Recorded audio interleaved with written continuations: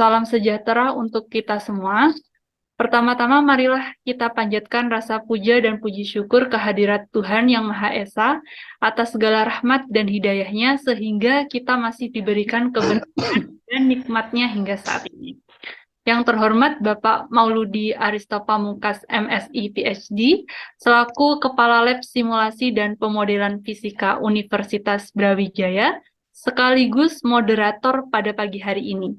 Kemudian yang terhormat kepada kedua alumni Sarjana Fisika Universitas Brawijaya yang telah hadir pada pagi hari ini dengan ada Mas Wafa Maftuhin selaku pemateri 1 yang telah melanjutkan studinya Magister di National Central University Taiwan, kemudian doktoral di University of Freiburg, Germany, sekaligus postdoktoral di University of California. Kemudian juga ada Mbak Salsabila Amanda yang telah melanjutkan studi lanjut Magister Fisika di UGM dan doktoral di Kanazawa University. Serta tidak lupa saya menyapa para rekan dan peserta Alumni Talks yang berbahagia pada pagi hari ini. Dengan mengucapkan syukur Alhamdulillah atas nikmat dan hidayahnya yang telah dilimpahkan oleh Tuhan Yang Maha Esa sehingga kita semua dapat berkumpul pada pagi hari ini dalam acara Alumni Talks peranan komputasi fisika dalam pengembangan material maju sekaligus sharing informasi dan studi lanjut di Jepang dan Jerman. Adapun susunan acara pada pagi hari ini, yang pertama pembukaan, kedua, sambutan dari Kepala Lab Simulasi dan Pemodelan Fisika Universitas Brawijaya. Yang ketiga, pemaparan materi sekaligus diskusi dan tanya jawab. Yang keempat, penutup. Kemudian untuk mempersingkat waktu, marilah kita buka acara hari ini dengan bacaan basmalah. Bismillahirrahmanirrahim. Selanjutnya, memasuki acara yang kedua, yakni sambutan dari Bapak Mauludi Aristo Pamungkas MSI PhD, dipersilahkan.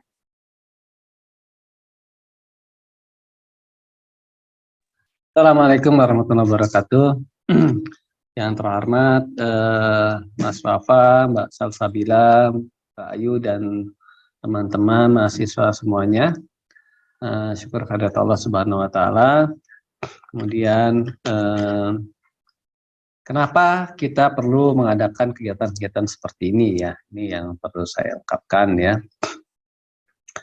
Saya termasuk orang yang menginisiasi ya adanya kegiatan rutin berupa sharing keilmuan, berupa kuliah tamu, ya, kemudian ada student talk ya. Kemudian juga ada alumni talk gitu ya. Ya, pertama tentunya agar terjadi suasana atau academic atmosphere ya, scientific atmosphere, agar kita benar-benar merasakan kuliah di suatu universitas ya, bukan belajar di SMP SMA yang hanya belajar di bangku kuliah gitu ya, di ruang kelas saja, hanya belajar dari catatan dosen, tapi kita harus lebih dari itu belajarnya ya. Nah, kita perlu mendapatkan masukan-masukan bahan pelajaran yang tidak hanya dari buku teks, tapi juga dari pengalaman-pengalaman penelitian. Kita bisa menyerap penemuan-penemuan terbaru dari luar negeri gitu ya. Kita bisa mendorong, ini bisa mendorong mempercepat proses alih teknologi dari negara maju ke negara kita. Dan juga ini saya tujukan agar bisa memberikan motivasi kepada adik-adik mahasiswa semua untuk terus berprestasi, untuk terus punya semangat untuk kuliah lagi ya, di mana saja ya, di tanah air boleh, tapi kalau bisa ke luar negeri juga bagus ya, ke negara-negara yang lebih maju dari kita. Kemudian terjadi transfer teknologi sehingga bisa membuat negara kita juga lebih maju ke depannya. Jadi ini mohon dimanfaatkan benar ya kegiatan kali ini ya. Apalagi sengaja yang diundang ini alumni-alumni yang juga usianya tidak terpaut jauh dengan Anda. Jadi mohon ini kita mengikuti dengan serius tapi santai ya, rileks, hingga tanya jawab itu juga benar-benar muncul gitu ya. Saya selalu menekankan kalau di kelas itu malu itu adalah bagian dari iman. Tapi malu kalau dalam artian kita malu dari berbuat maksiat ya, malu dari melanggar aturan gitu. Tapi kalau dalam menuntut ilmu itu malah haram malu ya. Kalau malu malah malu bertanya sesat di jalan kan gitu. Jadi dalam ini harus interaktif, harus aktif, bertanya dan berdiskusi. Saya kira itu demi waktu ya, kita harus menghargai waktu. Mereka-mereka ini orang-orang yang sibuk, jadi kita hargai waktunya, sudah on time, kita juga harus on time. Begitu Mbak Ayu, insyaallah.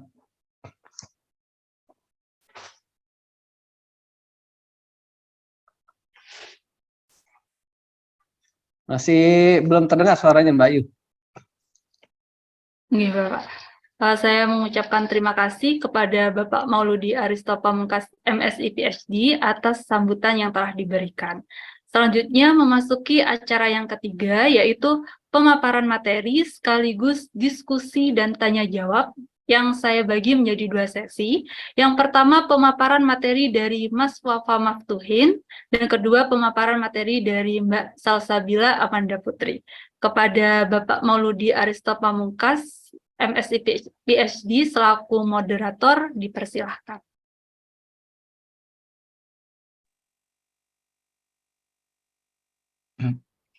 Masih mute, Pak.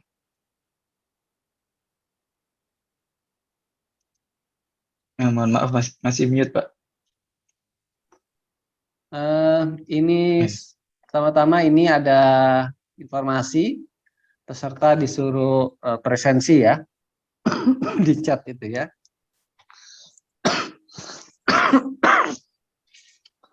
Nanti insya Allah yang presensi bisa dapat sertifikat. Baik, yang pertama kita ingin mendengarkan ya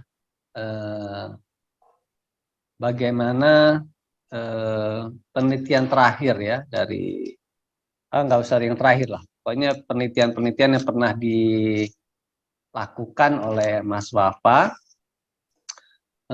Beliau ini bimbingan pertama saya ya di lab simulasi pemodelan, kemudian beliau melanjutkan ke Taiwan S2-nya dan S3-nya di Freiburg ya, Jerman ya. Ya, Freiburg Jerman, dan sekarang ikut program postdoktoral ya, jadi penelitian setelah doktor itu ada namanya postdoktoral di Universitas California. Ini suka disebut UCLA ya. UCLA, bukan ya? Pak, jadi UC Pak, ya? jadi UC ada banyak, nanti saya ceritakan sedikit. Oke, Ya. ini perlu ini ya. Ya. Kita perlu tahu ya di Amerika seperti apa situasinya. Jadi dua-duanya ini sekarang melakukan penelitian dengan metode yang sama ya, density functional theory. Metode komputasinya itu adalah metode kuantum ya, untuk meneliti berbagai properti dari material. Ya, jadi saya persilakan langsung kepada Mas Wafa untuk menyampaikan penelitiannya Ya, monggo yang S2, yang S3 silakan. Izinkan share screen Pak ya.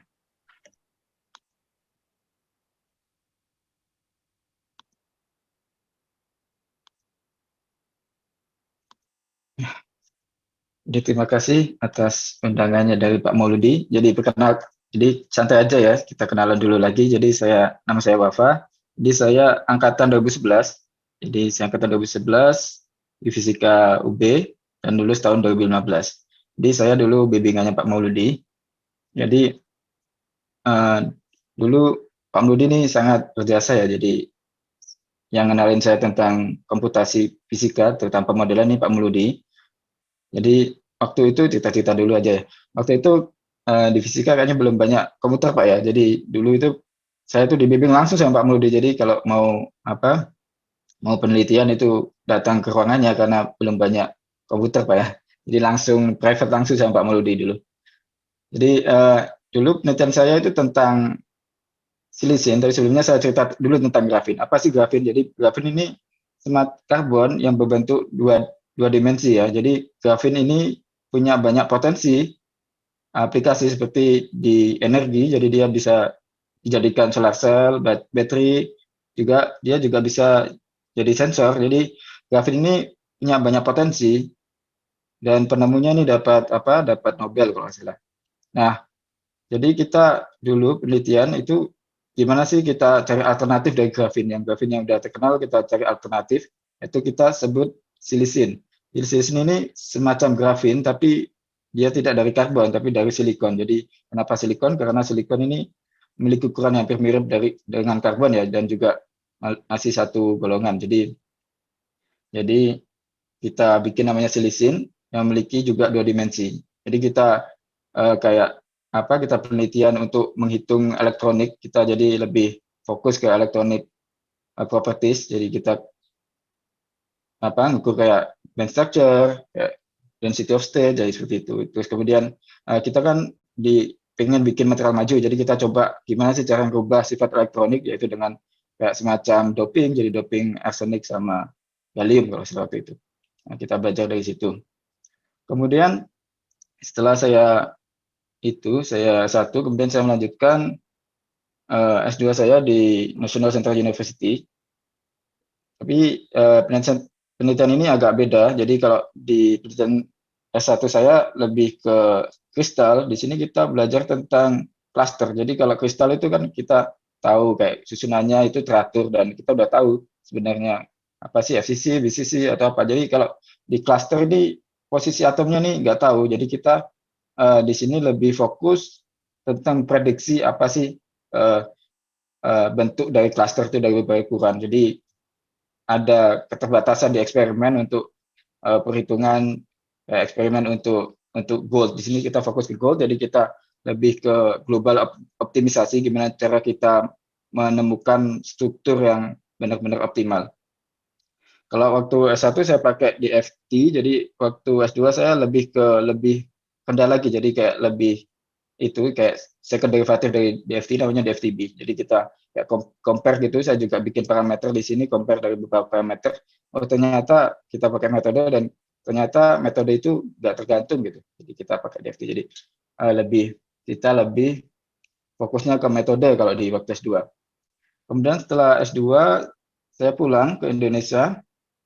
Saya ngajar di Sampurna University, jadi dosen fisika. Jadi setelah S2 saya pulang ke Indonesia, saya ngajar dan sekalian saya belajar bahasa Inggris gitu, untuk persiapkan nanti untuk S3. Jadi saya ngajarnya pakai bahasa Inggris untuk waktu di Sampurna. Kemudian saya lanjut untuk S3 di University of Freiburg. Jadi University of Freiburg mungkin kurang begitu familiar ya. Di mana sih di Freiburg itu? Jadi Freiburg ini kayak semacam di kayak perbatasan antara Prancis sama Swiss. Jadi Jerman, Prancis sama Swiss kayak di pertigaan gitu. Jadi mau ke Prancis tuh cuman sejam, mau ke Swiss kira-kira 2 jam. Jadi kadang itu sepedaan pun bisa gitu ke Prancis gitu. Jadi meskipun kota kecil tapi cukup cantik gitu di Freiburg ya. Seperti ini gambar tersebut. Nah, di waktu S3 ini S2 saya juga beasiswa, tapi waktu S3 saya beasiswanya dari lab. Nanti cerita sedikit-sedikit tentang beasiswa gimana sih cara dapat beasiswa untuk S3 seperti itu. Nah, untuk itu nanti saya langsung saja. Kemudian setelah S3 baru beberapa minggu ya saya pindah ke UC California. Jadi UC California itu ada banyak sebenarnya. Ada kayak UC Davis, UC LA, ada UC Berkeley. Jadi saya tinggalnya di Riverside. Jadi Riverside ini sekitar 2 jam ke Los Angeles, atau biasanya kalau nggak tahu Los Angeles itu biasanya di Hollywood ya.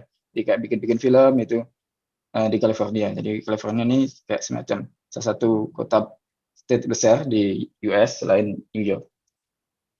Jadi seperti itu. Kemudian langsung saja. Jadi salah satu di sini saya mau sedikit cerita tentang penelitian waktu S3 saya ya. Jadi tentang mechanochromic torsional spring.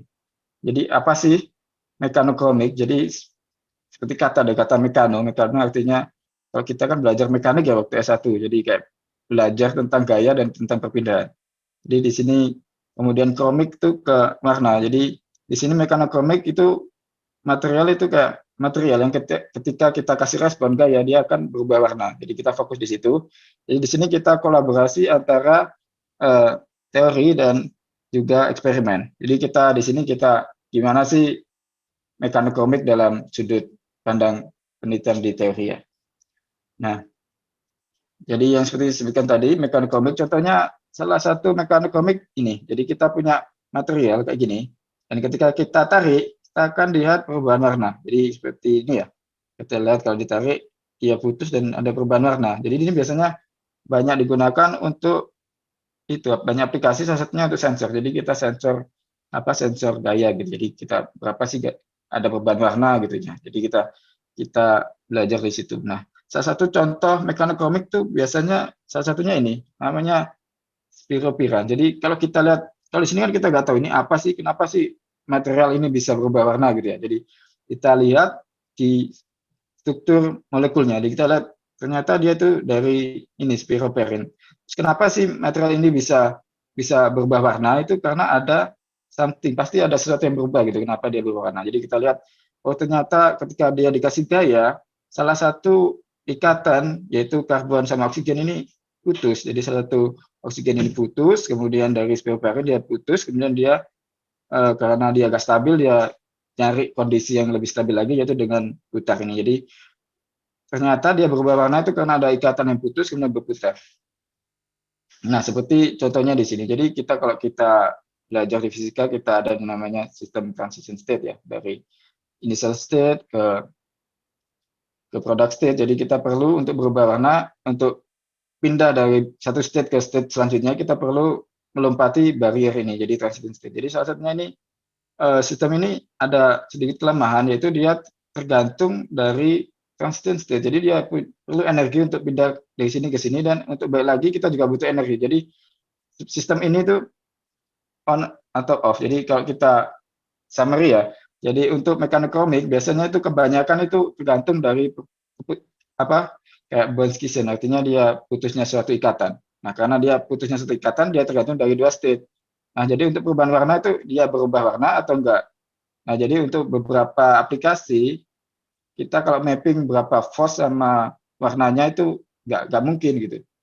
Nah, jadi ada beberapa kelemahan. Jadi di sini kita bikin suatu model gimana sih kita bikin yang reversible gitu. Nah, kita bikinlah konsep namanya torsional spring, yaitu donor acceptor spring. Nah, donor acceptor spring ini dibandingkan sama bond scission ini, dia itu cuma satu state, jadi dia nggak perlu pindah barrier. Terus kemudian dia reversible. Jadi sekarang kalau kita pengen tahu berapa sih force untuk berubah warna gitu, kita bisa continuous tanpa kita merusak suatu benda tersebut. Nah, gimana sih donor acceptor spring ini konsepnya? Jadi kita dari konsep namanya, kita tergantung konsep namanya Dihedral angle ini. Jadi kita punya donor yang punya elektron banyak sama acceptor yang kurang elektron. Jadi dia ada perpindahan elektron di sini. Nah, kenapa dia di sini biasanya digunakan untuk semikonduktor juga ya atom ini. Nah, di sini konsepnya itu kita tergantung pada Dihedral angle, yaitu angle antara agak donor pelan dan aja Mas Wafa, agak pelan, oh, iya. pelan. Agak Karena pelan, kita awam. Awam ya. Agak Ya, pelan-pelan. Ya, pelan. Jadi di sini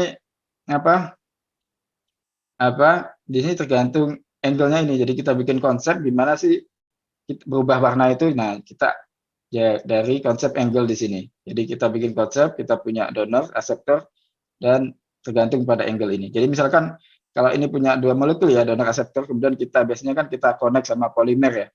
Kita connect sama polimer di sini, kita connect ini, kemudian kalau kita tarik, dia angle ini akan semakin sempit. Jadi angle-nya akan berubah, akan semakin kecil. Jadi kemudian ketika kita lepas lagi, dia akan berubah lagi.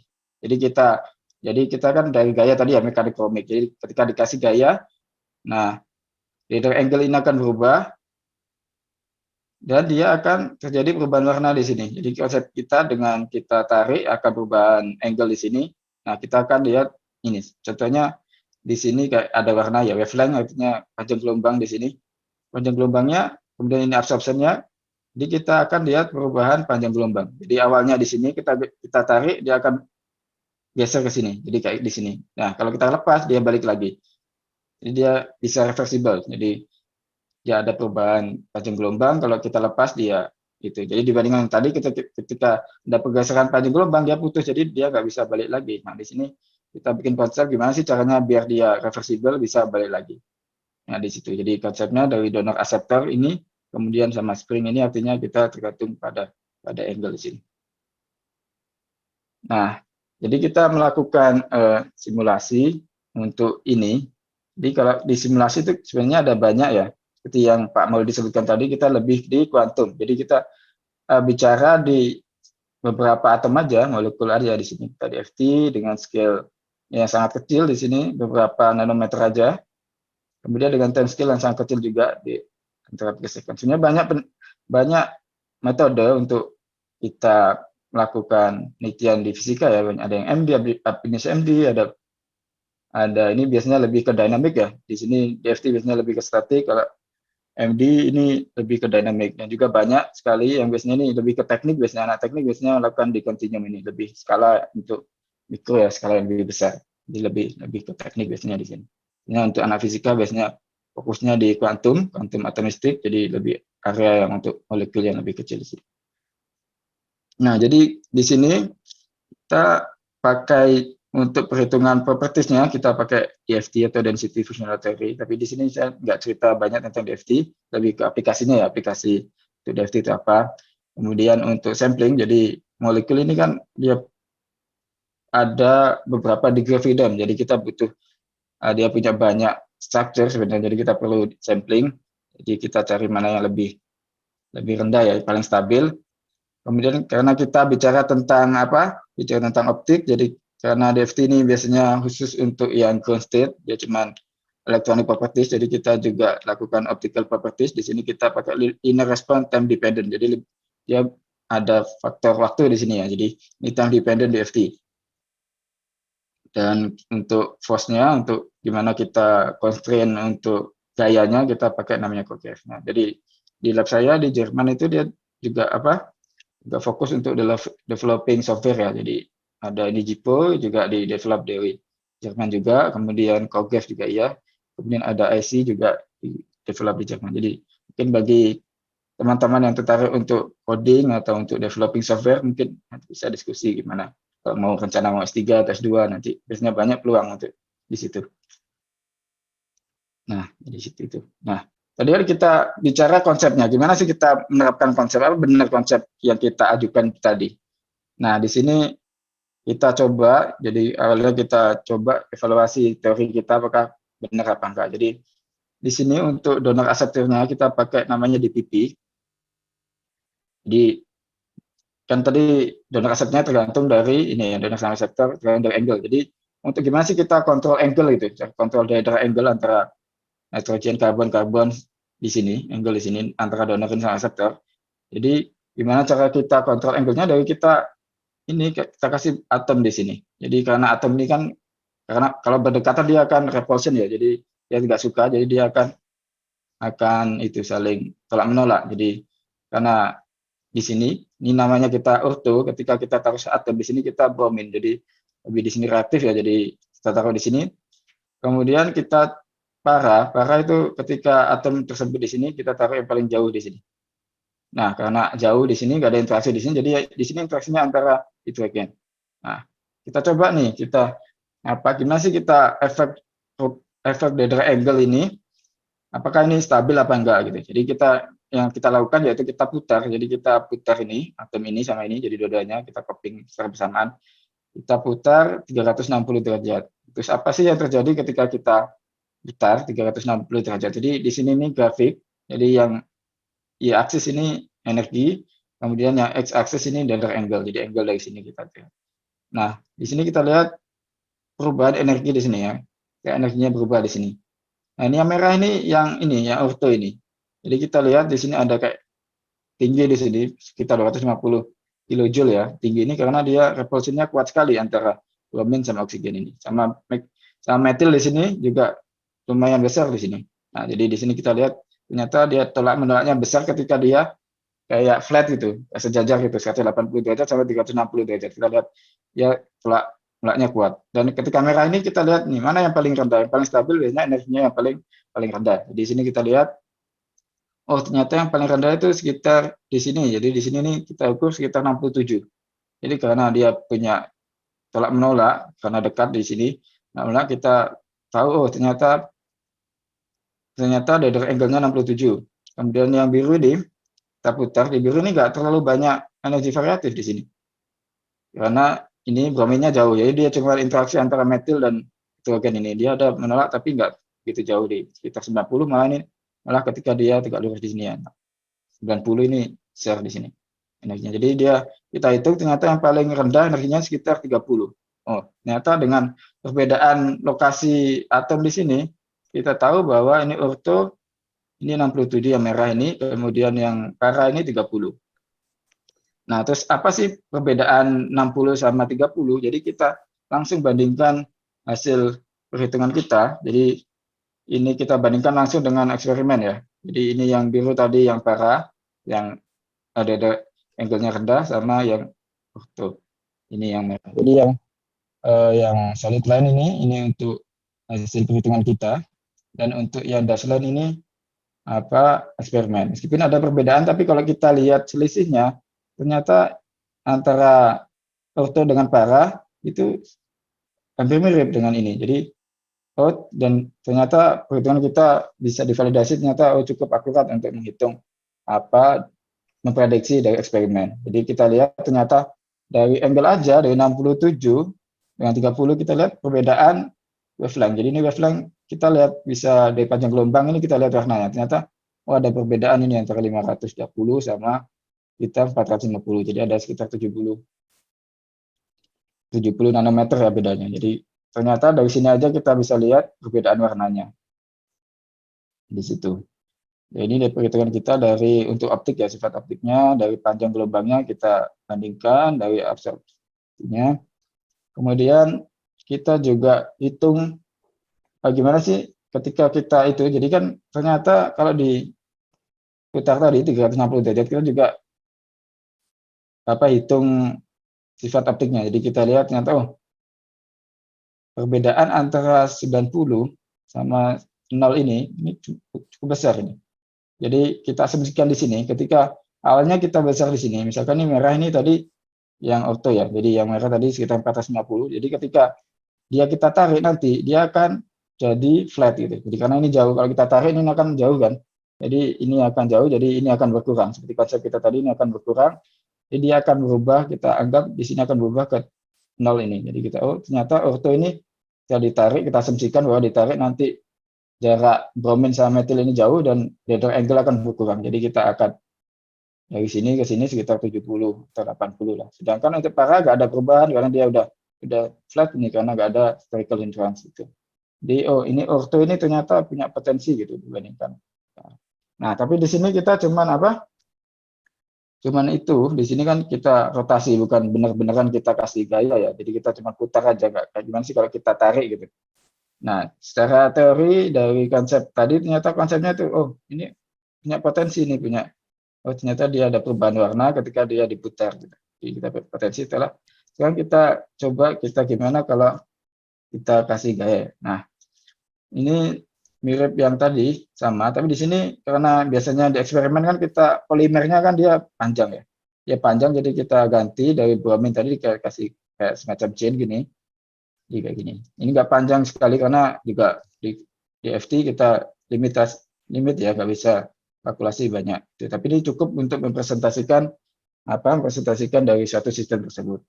Nah, kita di sini kita ortho sama kayak tadi ortho juga karena ini yang potensinya paling besar. Yang para tadi kita nggak lanjutin karena dia nggak ada efek sama sekali. Jadi kita ganti namanya meta. Meta itu di sini. Jadi ini kalau di sini ortho, di sini meta, kalau di sini para. Jadi kita agak lanjutkan di sini. Nah, apakah benar ketika kita tarik ini dia ada perubahan warna?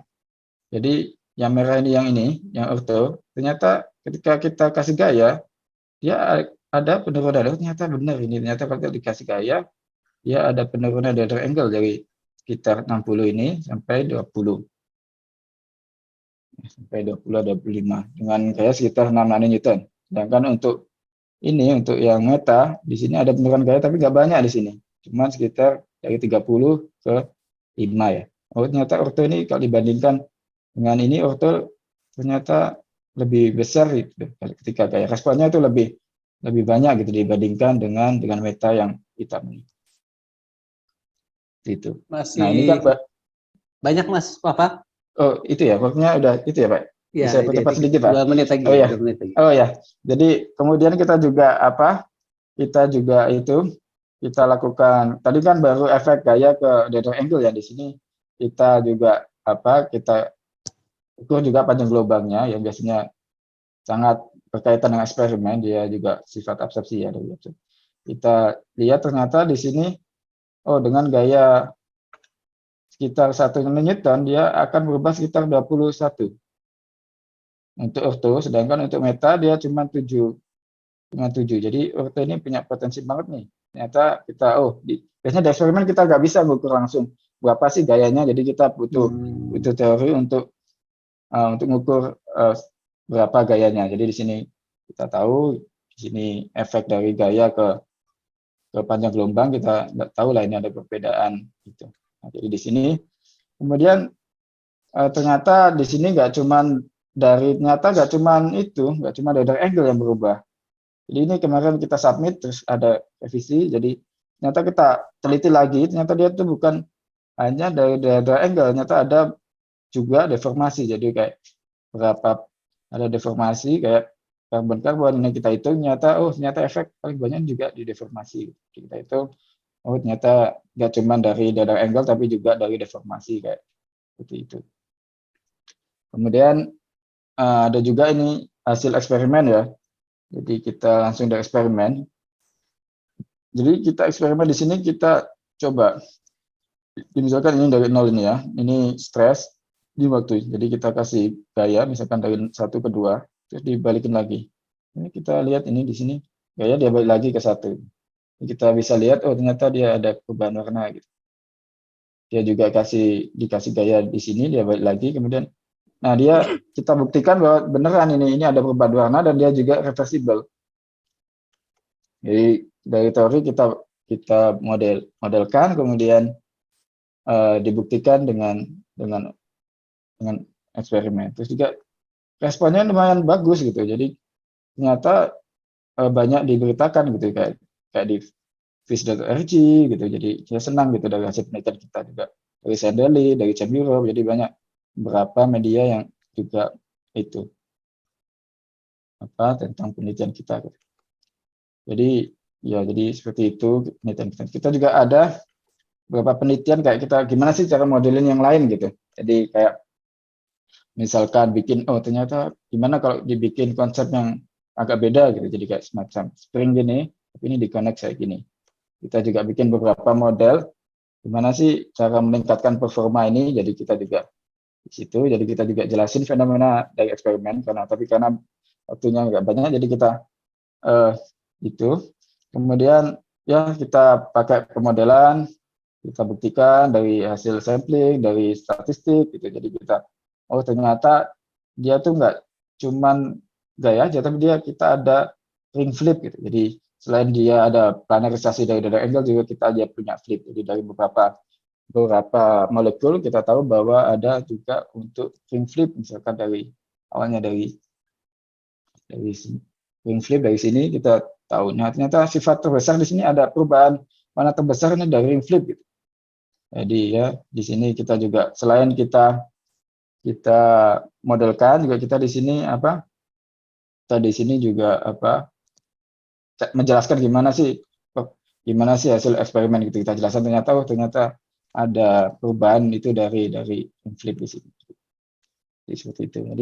Jadi bisa disimpulkan bahwa ternyata komputasi fisika ini punya potensi banyak. Salah satunya yaitu dengan modeling. Dengan kita modeling kita bisa mempercepat penemuan material baru gitu. Jadi modeling kita mempercepat kayak seperti yang saya sebutkan pertama tadi dari modeling. Oh ternyata kalau kita eksperimen kan butuh waktu lama dan juga butuh biaya banyak. Jadi kita dengan modeling kita coba buktikan secara teori ini benar nggak sih?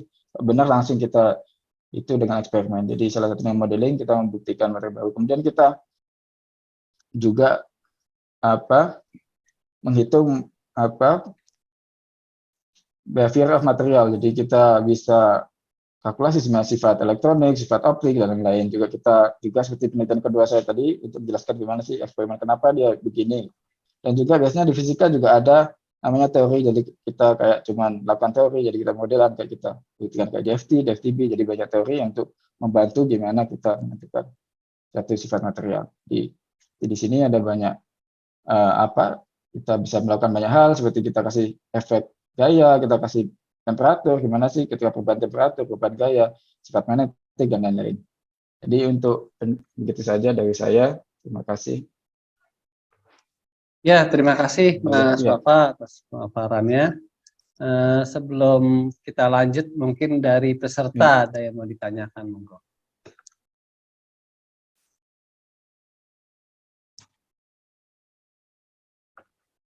Ya, langsung aja kalau ada yang mau tanya sampai sini.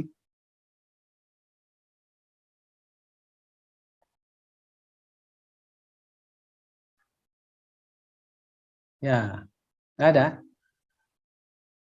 Kalau nggak ada, mungkin Mas Wafa bisa dicabut aja dulu ininya, share screen. Kalau nggak ada. Iya. Oke. Saya mau share screen mungkin biar nyambung sedikit yang nggak punya background sama sekali. Kalau di FT-nya sendiri itu apa sih gitu ya. Nah, ini satu halaman aja saya kasih ya. Ya, jadi di FT itu adalah pendekatan simplifikasi dari persamaan kuantum ya. Kalau di kuantum itu ada Schrödinger. Persamaan Schrödinger kan mirip kayak gini, mirip ya. Mirip bentuknya. Ini H, ini apa namanya? Operator Hamiltonian kalau di Schrödinger ya.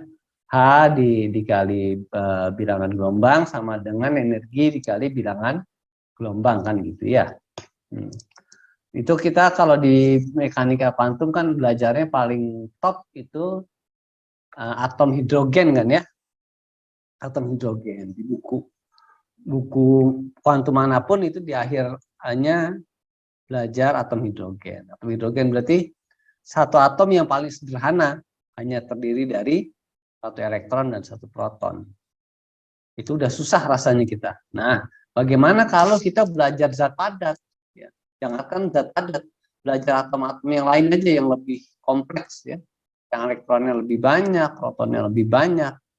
Nah, itu nanti akan jadi ruwet ya, akan jadi rumit persamaan Schrödinger-nya ya. Persamaan Schrödinger-nya akan menjadi sulit.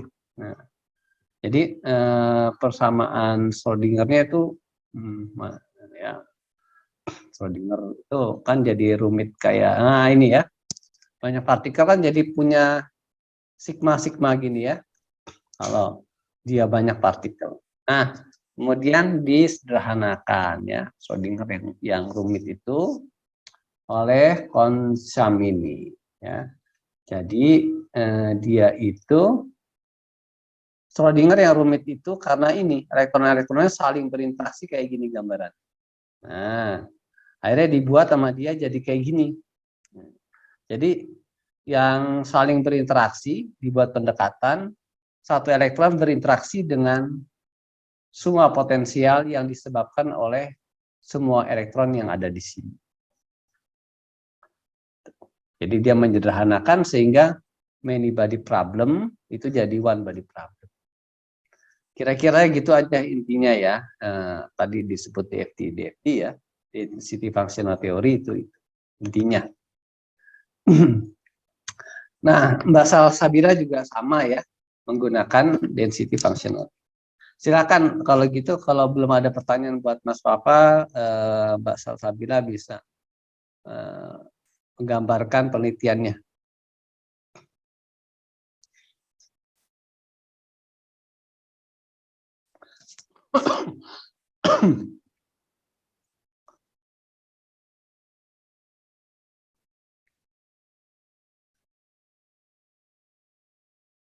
Ya, sudah terlihat, masih di mute. Baik, Assalamualaikum warahmatullahi wabarakatuh. Selamat Waalaikumsalam warahmatullahi pagi dan salam sejahtera untuk Pak Mauludi dan Mas Wafa dan teman-teman semua. Pada pagi hari ini, sungguh suatu kehormatan bagi saya untuk akhirnya kembali pulang ke rumah pertama saya gitu ya. Dan hadir untuk sedikit sharing untuk teman-teman yang saat ini sedang menempuh studi di Departemen Fisika Fakultas MIPA Universitas Brawijaya. Sebelumnya saya dulu waktu S1 itu bukan mahasiswa komputasi teori gitu ya. Jadi saya dulu melakukan penelitian, mengerjakan komposit bersama Pak Gufron dan Bu Lailatin seperti itu. Namun karena satu dua hal pertimbangan, akhirnya saya manuver dan mengerjakan DFT ketika saya memulai master di UGM. Saya qadarullah mendapatkan kesempatan untuk menyelesaikan master double degree, jadi 1 tahun di UGM dan 1 tahun di Kanazawa University. Saat ini saya melanjutkan PhD, saya baru berangkat bulan September kemarin, jadi masih fresh untuk menjadi mahasiswa S3 di Kanazawa University. Dan kali ini saya akan sharing sedikit untuk teman-teman dengan penelitian yang pernah saya kerjakan, dengan yang saya beri judul Emergence of Rashba Effect in Janus TM-DCS for Spintronics Device Material, atau kemunculan efek Rashba pada material Janus TM-DCS Transition Metal Dicalculent yang dikhususkan untuk device pada material spintronics seperti itu. Baik, mungkin saya mulai dengan urgensi dari spintronics itu sendiri. Nah, mungkin teman-teman tidak asing dengan yang namanya electronics. Electronics biasanya dasar dari device kita kebanyakan merupakan material electronics yang didasarkan pada muatan dari elektron itu sendiri. Namun spintronics merupakan suatu kajian yang berfokusnya itu pada kontrol dan manipulasi dari spin elektron. Kemudian kenapa spintronics ini diangkat dan menjadi urgensi untuk penelitian ini? Karena sesuai dengan hukum Moore yang menyatakan bahwa jumlah transistor pada mikroprosesor akan meningkat 2 kali lipat setiap 2 tahun. Nah, hal ini peneliti sudah menyatakan bahwa perkembangan dari transistor pada mikroprosesor ini sudah mulai melambat dan sudah mulai berada pada titik jenuh. Oleh karena itu, karena permintaan device yang semakin kompleks dan kita juga membutuhkan device yang semakin kecil ya, miniaturisasi. Jadi muncul banyak masalah untuk konvensional electronics, seperti masalah kompleksitas transistor, seperti dissipation dan efek kuantum. Oleh karena itu muncullah kajian spintronics ini untuk yang diusulkan untuk menggantikan konvensional electronics seperti itu. Nah, kajian spintronics ini pertama kali muncul pada material magnetik, pada electronic storage devices yang muncul pertama kali diamati pada fenomena giant magnetoresistance yang biasa kita lihat pada device hard disk yang kita miliki. Nah, namun seiring berjalannya waktu, spintronics ini berkembang pada material non magnetik yang biasanya kita digunakan untuk electronic processing devices, dan salah satu transistor, jenis transistor yang digadang-gadang bisa untuk menggantikan konvensional transistor adalah spin field effect transistor. Nah, spin field effect transistor ini memiliki material semikonduktor yang berada pada salah satu bagian dari sistem ini, seperti itu.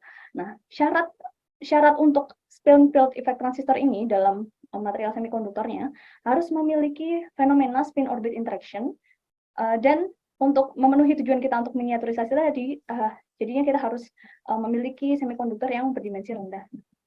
Kemudian, spin orbit interaction itu sendiri merupakan fenomena coupling antara derajat kebebasan spin dan orbit yang ada pada suatu sistem, seperti itu. Nah, mengapa spin orbit interaction merupakan hal yang dianggap lebih baik dibandingkan konvensional? Karena kita dapat menggunakan material itu sendiri dan memanipulasi spinnya tanpa harus memberikan medan magnet luar, seperti itu. Kemudian pemilihan material. Pemilihan material yang kita tujukan untuk miniaturisasi device. Jadi kita akan memilih material semikonduktor 2 dimensi, yang dimana seperti yang dijelaskan oleh Mas Wafa sebelumnya. Kemudian mungkin Pak Mauludi juga mengerjakan grafin dan keluarganya, grafin, silisen, stannine, seperti itu. Merupakan salah satu material yang ditemukan dengan sintesis eksfoliasi. Jadi ditemukannya itu proses eksfoliasinya itu cukup mudah, seperti itu. Nah, grafin ini terkenal, namun sayangnya grafin ini memiliki band gap yang bernilai 0 dan memiliki weak spin orbit interaction. Jadi kurang cocok jika digunakan untuk diaplikasikan pada material spin field effect transistor, seperti itu.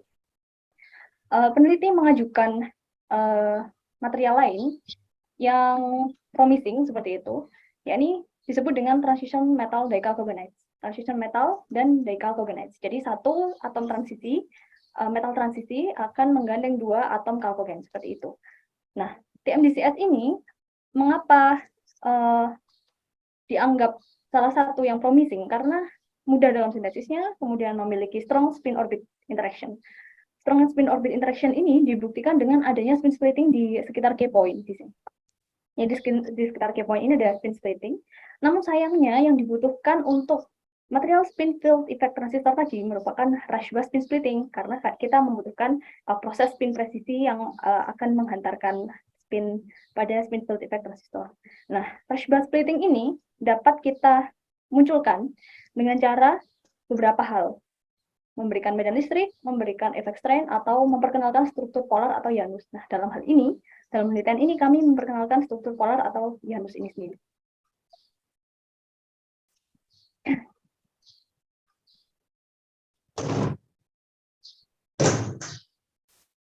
Ya.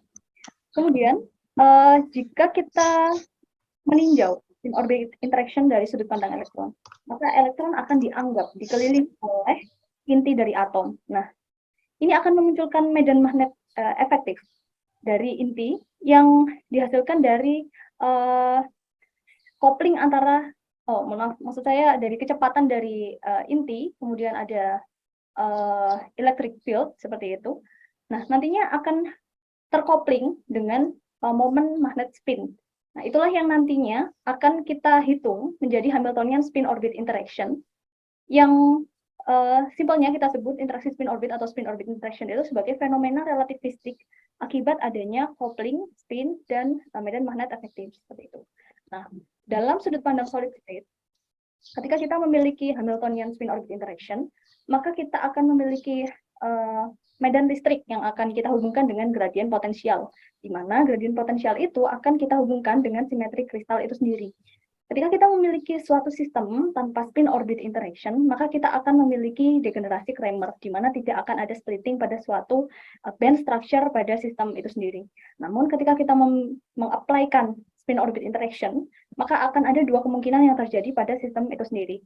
Yang pertama akan terjadi broken inversion symmetry, yang kedua akan terjadi broken time reversal symmetry.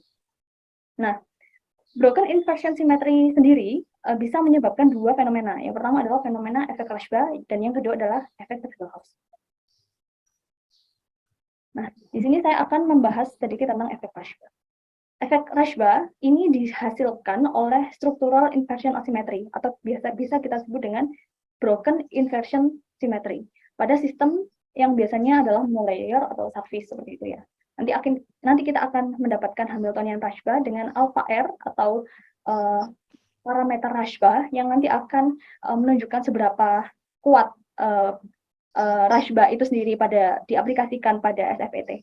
Nah, pada sistem monolayer TMDCS, broken inversion symmetry itu sendiri dihasilkan dengan cara merusak mirror symmetry dari kristal itu sendiri dengan memperkenalkan struktur polar. Nah, ketika kita memiliki suatu sistem non-polar dalam hal ini, material yang saya pilih adalah material molybdenum untuk transition metalnya, dan kalkogennya saya memilih atom sulfur. Jadi kita punya MOS2. Nah, apa sih sebenarnya sistem Janus atau sistem polar itu sendiri? Jadi ketika kita memiliki sistem non-polar, maka kita akan mengganti salah satu atom kalkogennya dengan atom kalkogen yang lain. Ketika kita memiliki dua atom kalkogen yang berbeda, maka kita akan memiliki menghasilkan broken mirror symmetry, di mana hal tersebut akan merusak yang namanya symmetry group dari suatu sistem itu sendiri. Jadi ketika kita punya material material non-polar MX2 atau kita sebut dengan MOS2, ini point groupnya akan tetap D3H seperti itu. Namun ketika kita memperkenalkan Janus, maka mirror symmetry akan rusak dan kita hanya memiliki point group C3V seperti itu. Nah, kemudian kita dapat menganalisa dari Hamiltonian spin orbit interaction itu sendiri, dan kita anggap sebagai suku gangguan. Kita memperkenalkan grup teori C3V yang tadi, dan kami melakukan operasi simetri dan ekspansi suku dalam bentuk polinomial hingga memperoleh Hamiltonian Rashba. Di sini ada suku K.P, biasanya kita sebut dengan teori gangguan K.P. Nah, dengan memanfaatkan teori grup yang sesuai dengan simetri masing-masing, dalam hal ini untuk material Janus tadi, C3V, kita dapat menghitung Hamiltonian Rashba untuk mencari irreducible representation, atau bahasa Indonesianya representasi tak tereduksi dari total simetri itu sendiri. Nah, setiap grup simetri memiliki poin grup masing-masing yang nantinya akan kita olah untuk mendapatkan Hamiltonian Rashba, yang dimana pada persamaan 23 kita mendapatkan Hamiltonian Rashba hingga orde ketiga seperti itu. Jadi tidak hanya orde pertama, tapi kita juga memiliki suku tambahan hingga orde ketiga. Nah, kemudian pada penelitian ini kami menggunakan density functional theory method, seperti yang telah dijelaskan oleh Pak Maulidi sebelumnya. Sebenarnya intinya density functional theory itu digunakan untuk mensimplifikasi kompleksitas dari persamaan Schrödinger itu sendiri dalam menyelesaikan masalah many body particle atau partikel banyak yang kemudian dianggap sebagai partikel tunggal dengan memperkenalkan elektron density sebagai pusat sistem. Jadi bukan lagi fungsi gelombang sebagai pusat sistemnya. Nah, metode ini biasa digunakan dalam perhitungan struktur elektronik. Nah, berikut adalah skema. Skema yang terkenal dari density functional theory adalah skema self-consistent field. Jadi akan terjadi looping terus-menerus sampai kriteria energinya sesuai, kemudian kita baru bisa melakukan post-processing calculation. Nah, di mana tebakan awalnya akan berupa pseudo-potensial untuk mendapatkan potensial efektif. Kemudian dilakukan penyelesaian Hamiltonian consum sebagai input calculation, di mana ini kami menggunakan code yang namanya OpenMX, Open Source Package for Material Explorer, dengan menggunakan Exchange Correlation GGA-BBE. Ini merupakan salah satu software yang juga dikembangkan di lab kami di Kanazawa University, tapi juga lumayan cukup terkenal di Jepang. Jadi saat ini sudah lumayan berkembang ya. Jadi post processingnya semakin banyak. Jadi tidak hanya bisa untuk menghitung band structure saja, tapi banyak sekali semakin berkembang. Oke. Kemudian saya akan menjelaskan tentang electronic band structure. Jadi ini adalah salah satu hasil kalkulasi dari electronic band structure dari material MOSSE. Jadi setelah kita melakukan optimasi parameter kisi dan optimasi posisi, kita mendapatkan hasil bahwa di sekitar gamma point itu terjadi splitting yang terkonfirmasi disebut dengan Rashba spin splitting. Rashba ini Rashba ini yang nantinya akan kami hitung dan kami lakukan fitting pada Hamiltonian Rashba untuk memperoleh delta ER atau energi Rashba. Di mana ketika kita melakukan perhitungan, kita menemukan fakta bahwa terdapat nilai pada orde ketiga dan orde pertama. Nah, orde ketiga ini yang menunjukkan bahwa sistem ini memiliki sifat anisotropik seperti itu. Nah, kami juga melakukan perhitungan dengan memberikan efek strain sebanyak -8 sampai +8. Nah, dari hasil perhitungan itu, dari pemberian efek strain, kami mendapatkan hasil bahwa nilai efek strain sebanyak -4% menghasilkan Rashba parameter yang paling besar seperti itu. Nah, kemudian selain electronic band structure, kami juga melakukan post processing dalam bentuk spin texture. Dari hasil spin texture ini, kami dapat mengetahui arah polarisasi dari spin di sekitar titik yang kita inginkan dalam brilliant zone seperti itu. Dalam hal ini di sekitar gamma point. Nah, di sekitar gamma point ini Nggak 3 menit lagi, Mbak ya? Apa? Waktunya 3 menit lagi ya? Baik. Di sekitar gamma point ini kita ketahui bahwa warna pink ini menunjukkan bahwa spin polarisasinya itu in plane. Jadi ini terkonfirmasi bahwa spin polarisasinya in plane, kemudian upper dan lower band ini memiliki arah yang berbeda, maka menunjukkan bahwa sistem ini terkonfirmasi memiliki sifat spin texture ini terkonfirmasi memiliki Rashba spin splitting seperti itu. Nah, namun ketika kita menaikkan K point-nya, nilai K-nya kita naikkan, akan muncul arah out of plane dari spinnya. Nah, ini yang menunjukkan bahwa sifat anisotropiknya terkonfirmasi pada K yang bernilai besar seperti itu. Nah, ketika kita mengetahui nilai alpha R atau koefisien Rashba itu sendiri, kita dapat menghitung panjang dari minimum material semikonduktor yang mungkin untuk kita aplikasikan pada SFET, spin field effect transistor, maka material dengan efek strain sebesar -4 paling menjanjikan untuk miniaturisasi device spin field effect transistor. Hal ini ditujukan untuk memilih material dengan shortest spin relaxation time. Mengapa hal ini menjadi penting? Karena saya akan menjelaskan sedikit mekanisme dari spin field effect transistor.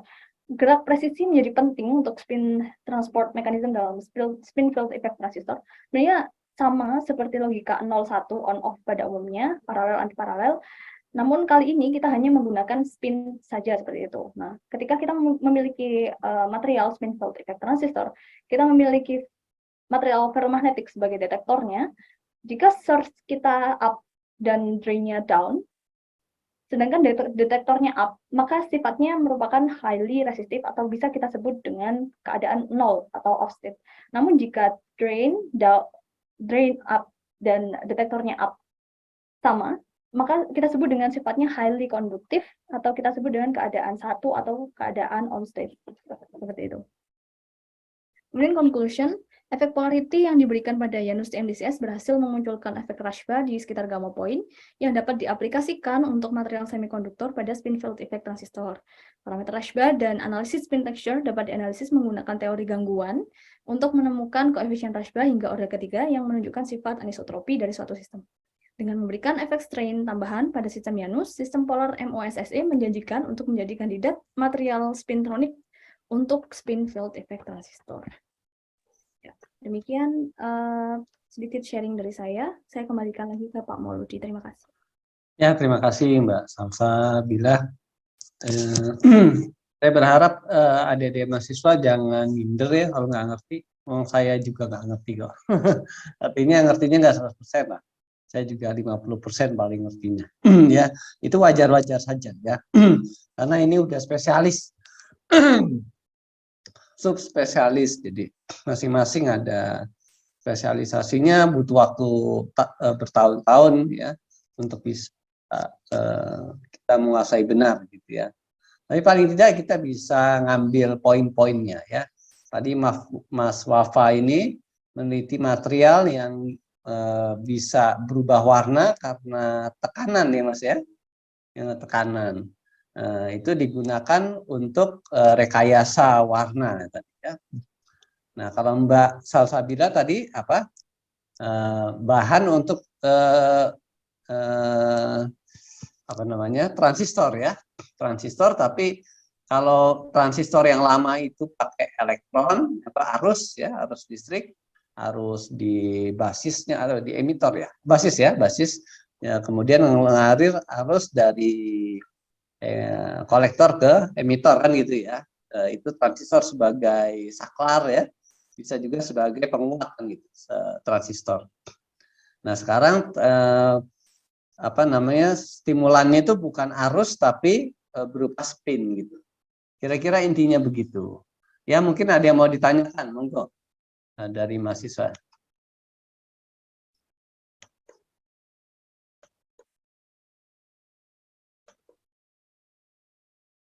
Jadi jangan, sekali lagi jangan tidak pede ngelihat rumus-rumus gitu ya. Saya juga nggak semuanya ngerti ya. Jadi inti-intinya aja ya. Monggo, ayo. Jangan takut-takut, jangan ragu-ragu. Ada pertanyaan?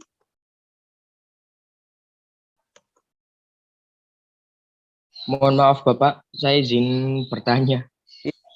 Monggo ya. Oke. Mbak Salsa, mohon maaf Mbak, saya Firman Nurwahyu dari Fisika UB Angkatan 19, saya mau tanya ini Mbak. Kan tadi di bagian spin orbital interaction itu dijelaskan bahwa manipulasi bilangan spin tanpa adanya interferensi dari medan magnet yang dari eksternal atau dari luar.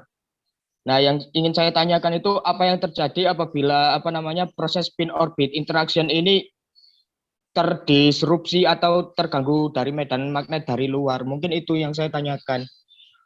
Terima kasih. Ya, terima kasih Mas Firman pertanyaannya.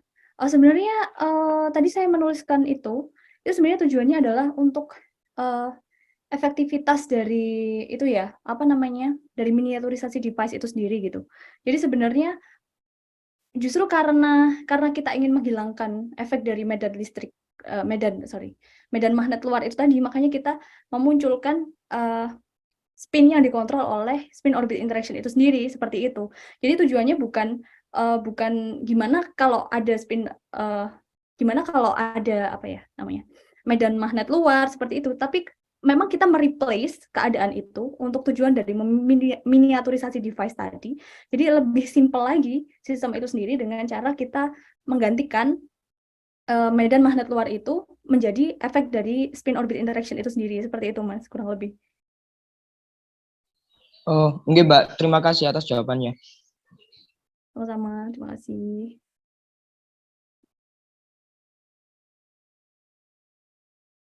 Silakan kalau ada lagi, monggo.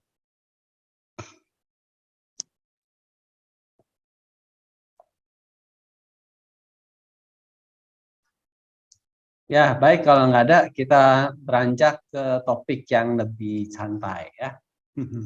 Itu sekedar memotivasi aja ya. Motivasi, membuka wawasan bahwasanya itulah perkembangan di dunia material ya, itu luar biasa. Nah, baik itu sifat listriknya, elektroniknya, magnetiknya, mekaniknya, itu berkembang terus ya. Alhamdulillah saat ini kita paling nggak tahu dua properti yang berkembang tadi ya, dari sisi warna bisa berhubungan dengan gaya, ini luar biasa, baru pertama kali ya. Kemudian juga tadi transistor yang memakai prinsip spin ya, luar biasa ya. Kita beri applause untuk pembicara kita Mas Wafa dan Mbak Salsabila. Kemudian kita lanjut ke yang lebih santai saja, mungkin pengalaman Mas Wafa dan Mbak Salsabila dalam kuliah lanjut ya, bagaimana perjuangannya menuju S2, prosesnya bagaimana, dapat beasiswanya seperti apa, begitu juga ke S3-nya. Mungkin dari Mas Wafa dulu, silakan. Jadi waktu itu setelah lulus S1, sebenarnya dulu saya itu ya, jadi minder dulu mau kuliah lagi itu minder gitu dulu. Jadi dulu sambil penelitian, lihat teman pada ngurus-ngurus apa, ngurus-ngurus surat rekomendasi ke Pak Mauludi gitu. Saya dulu minder, akhirnya Pak Mauludi bilang, daftar aja coba gitu. Jadi awalnya minder, akhirnya saya cobalah email profesor itu udah mendekati detik-detik terakhir itu. Jadi saya email profesor, alhamdulillah dibalas, ya daftar aja gitu. Tapi waktunya mepet, kalau nggak bisa nggak apa-apa tahun depan gitu. Saya cobalah, saya belum ada TOEFL, belum ada apa, jadi saya coba. Alhamdulillah seadanya saya daftar, akhirnya keterima gitu. Jadi saya akhirnya berangkat Taiwan. Jadi saya kuliah 2 tahun di Taiwan. Jadi ya pertama Itu kali tanpa kuliah. jeda ya, Mas ya? Tanpa jeda ya, lulus langsung ya? Jadi dulu waktu penelitian itu lihat ada teman-teman pada ngurus itu kan Pak ya.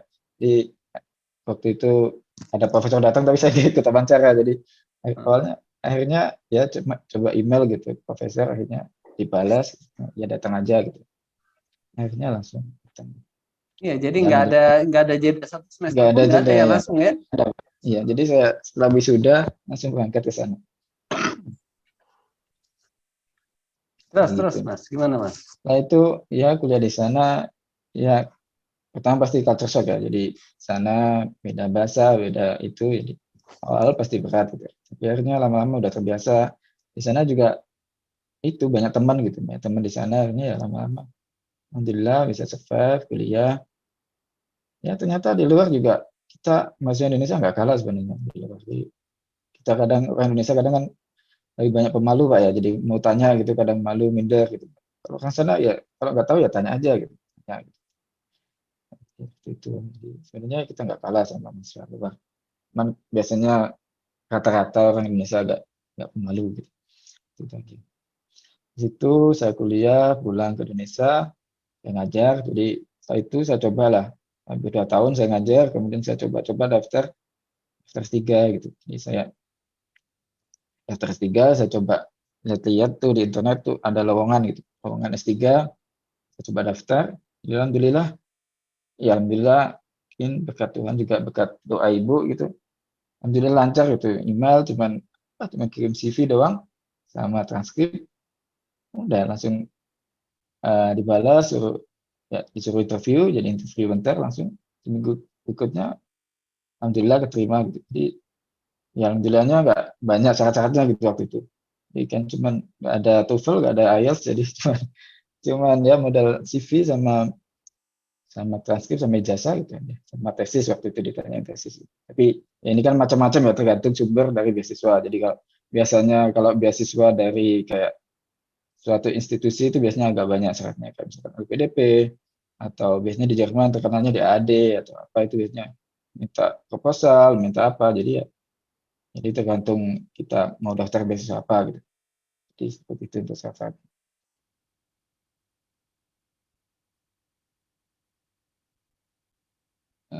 Mohon maaf Pak, nggak kedengeran. Oh iya, mungkin saya beri gambaran dulu ya sedikit Ya. kepada teman-teman mahasiswa. Jadi pemberi beasiswa itu tadi seperti Mas Wafa bilang ada yang modelnya diberikan oleh pemerintah atau badan yang dibuat pemerintah. Kalau di Indonesia itu LPDP gitu kan. Kalau di Jerman itu DAAD. Ya ada ya betul, ada DAAD. Di Jepang itu Membuso ya, Membuso nama ininya programnya. Itu yang dibuat oleh pemerintah. Jadi kerjasamanya G2G orang bilang ya, government to government. Nah itu memang seleksinya ketat biasanya ya, dan dari seluruh Indonesia ya itu ketat sekali, persyaratannya juga banyak. Tapi memang beasiswanya lebih menjamin biasanya, dan juga persiapannya juga lebih baik. Artinya biasanya diberikan persiapan bahasa dulu biasanya. Mungkin 1 semester di tanah air, 1 semester di sana. Gitu. Ya memang tergantung kitanya mau yang gimana, ya. Kalau kita mau nyaman hidup, ya enaknya yang gitu kan, kita belajar bahasa dulu gitu, sehingga di sana kita bisa lebih nyaman untuk hidup gitu. Tetapi bisa juga kita pikir ngapain belajar bahasa segala 1 tahun ngabisin waktu gitu ya. Nah itu. Jadi ada yang tingkat universitas, ya, tingkat universitas pemberi beasiswanya. Ada juga yang kayak begitu model. Ya. Ini juga beasiswa ini juga ya mirip-mirip dengan yang pemerintah tadi, ya agak banyak prasyaratnya, tapi juga mungkin beasiswanya juga lebih baik mungkin. Nah di bawah itu ada beasiswa dari lab biasanya, dari profesor, ya karena yang namanya profesor di negara luar, di negara maju itu memang beda dengan profesor di Indonesia, ya. Kalau profesor di negara maju itu artinya pemimpin research group atau pemimpin lab penelitian, itu namanya profesor. Profesor di bawahnya beliau itu banyak postdoktoral, ada mahasiswa S3, mahasiswa S2 itu di lab besar. Nah itu boleh bilang tetaranya lah itu ya, bosnya itu profesor. Begitu kira-kira gambaran. Jadi labnya itu kaya ya. Jadi bisa mengundang mahasiswa, bisa memberikan beasiswa. Ya. Jadi memang profesor itu kalau di luar negeri itu sangat powerful. Bapaknya kita itu di sana, ya bapaknya. Dia ngundang itu bisa gampang dapat visa, dapat apa ya, modal dari surat undangan profesor. Nah ini Mas Wafa berarti ini ya beasiswanya dari lab ya, kalau nggak salah. Iya dari lab saya Pak. Ya, jadi gitu. Jadi Anda mencari beasiswa itu bisa dari yang tadi saya sebutkan, misalnya mau ke Jerman, di AD, itu kompetisinya susah. Tapi Anda bisa juga caranya dengan langsung browsing ya ke universitas-universitas. Cari bidangnya apa? Misalnya tadi ini ya bidangnya mau sama seperti Mas Wafa, computational material, ya, atau solid state theory ya. Nah, Anda cari dengan browsing kata-kata itu, computational material group ya, Germany University. Nah, itu biasanya langsung mengarah ke apa namanya ke research group, atau dari universitas per universitas Anda cari, misalnya universitas apa, Freiburg, Fakulti Science ya, masuk lagi ke departemen fisikanya. Kemudian di list ada grup-grup, biasanya ada grup-grup research ya dalam website. Nah, grup research ini yang saya mau browsing lagi ya. Itu biasanya tiap profesor punya website tersendiri. Nah, biasanya di situ ada itu ya, lowongan ya, lowongan dicari mahasiswa S2 atau S3. Kita bisa langsung melamar ke profesor. Kira-kira begitu ya. Kemudian saya ingin beri gambaran juga apa yang biasa menjadi daya tarik bagi profesor ya. Kalau untuk S2, S3 itu adalah kemampuan penelitian yang lebih diutamakan memang. Jadi betul Mas Wafa itu yang dilihat ya tesisnya ya. Dia penelitiannya bagaimana, publikasinya bagaimana, itu yang lebih dilihat. Mungkin itu gambaran dari saya dulu ya. Sebelum pindah ke Mbak Salsabila. Moga Mbak Salsabila. Baik Pak. Kalau saya tuh beda ya sama Mas Wafa tadi. Kalau Mas Wafa tuh kan visioner gitu. Jelas habis lulus saya mau apa gitu. Kalau saya tuh menggambarkan sebagian besar mahasiswa fisika Pak kayaknya. Representasi dari sebagian besar mahasiswa fisika yang nggak mau ngapain ini habis ini lulus, habis ini mau kuliah lagi, udah kayaknya udah capek sama fisika, tapi nggak kuliah, mau cari kerja juga gimana, setengah-setengah mediocre. Jujur aja Pak, saya pada saat itu memang mahasiswa yang mediocre. Jadi saya bahkan memutuskan untuk S2 itu merupakan salah satu keputusan besar dalam hidup saya. Dan alhamdulillah saya tidak menyesali itu, seperti itu. Karena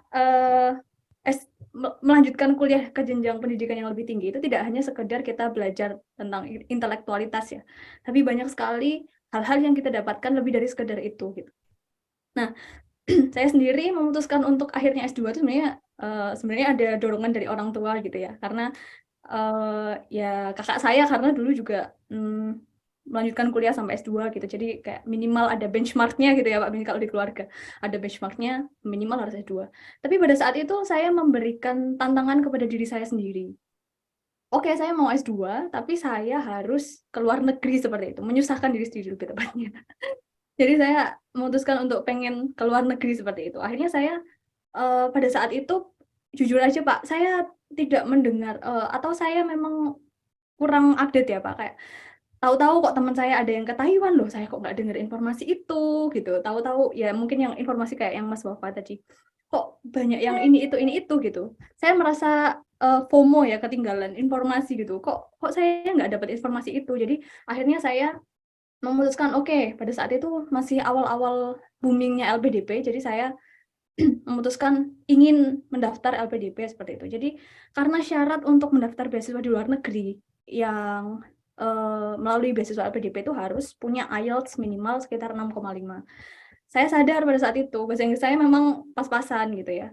Jadi saya belajar IELTS dulu, lumayan sekitar beberapa bulan seperti itu. Setelah saya muncul keluar nilai IELTS, ternyata kok daftar universitas yang saya inginkan itu tiba-tiba delisting. Jadi awalnya saya kepingin pergi ke Australia. Karena saya berpikir bahwa nanti saya di Australia saya tidak perlu belajar bahasa yang lain seperti itu. Udah bahasa Inggris aja. Kemudian ya udah akhirnya karena delisting tadi, akhirnya saya banting setir. Ternyata lagi buka itu ada di UGM. Nah, di UGM itu ternyata ada program double degree dengan Jepang. Tapi riset topiknya itu adalah DFT seperti itu. Nah, saya tuh juga sempat Pak pada saat itu menelpon beberapa mahasiswanya Pak Mauludi ya, kayak saya tanya, gimana nih kalau saya ngambil DFT, susah nggak kayak gitu? Karena memang saya nggak ada gambaran sama sekali tentang DFT. Saya tidak ada, bahkan saya mungkin dulu kayak nggak tahu DFT itu apa. Akhirnya karena saya punya bekal IELTS tadi, jadi saya mendaftar program itu dan saya qadarullah keterima. Itu pun saya di program itu kan langsung dikaplingkan dengan dosen pembimbing dari yang di UGM, dikaplingkan dengan dosen yang kita pilih di Kanazawa University pada saat itu. Nah, di situ pun saya juga menjelaskan kepada dosen saya bilang kalau saya betul-betul belum pernah mengerjakan DFT sama sekali, jadi mungkin saya butuh waktu yang agak sedikit lebih banyak daripada teman-teman yang lain seperti itu. Tapi alhamdulillahnya semua supervisor saya itu sangat mendukung untuk mahasiswanya belajar dari nol. Itu ya teman-teman. Mungkin kalau teman-teman tuh takut untuk keluar dari zona nyaman gitu. Ternyata tidak semenyeramkan itu, walaupun ya capek. Saya jujur capek karena saya harus menyelesaikan program double degree itu 2 gelar dalam 2 tahun. Masing-masing 1 tahun, saya harus menyelesaikan 2 tesis, dan alhamdulillah pada saat itu saya juga bisa menyelesaikan 2 publikasi di masing-masing 1 publikasi di 1 universitas seperti itu.